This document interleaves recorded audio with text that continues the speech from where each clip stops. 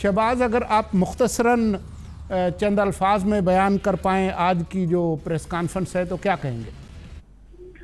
जी सोलंकी साहब, बहुत शुक्रिया आपने मौका दिया बात करने का। देखिए, इसमें हुकूमत के लिए जो सबसे बड़ी अचीवमेंट थी, जिसका उन्होंने आज बाकायदा उस पर फख्र का भी इजहार किया, वो उन्होंने जो ग्रोथ की जो शरह नमू थी वो 10 साल बाद 5% से ज्यादा हो गई और 5.3% जिसका आप जिक्र कर रहे हैं।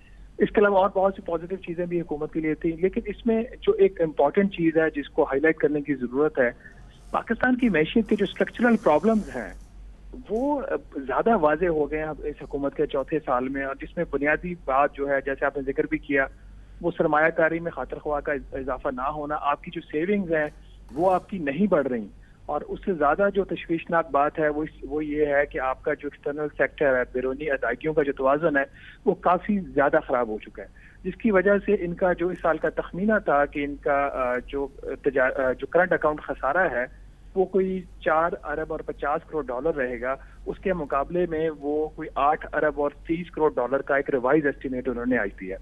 जो ग्रोथ भी हुई है 5.3%, उसमें ज्यादातर जो उसका जो हिस्सा आया है ग्रोथ का वो सर्विसेज सेक्टर से आया है। और जैसा कि आप सब जानते हैं कि सर्विसेज जो सेक्टर है वो जॉब रिच एक सेक्टर नहीं है।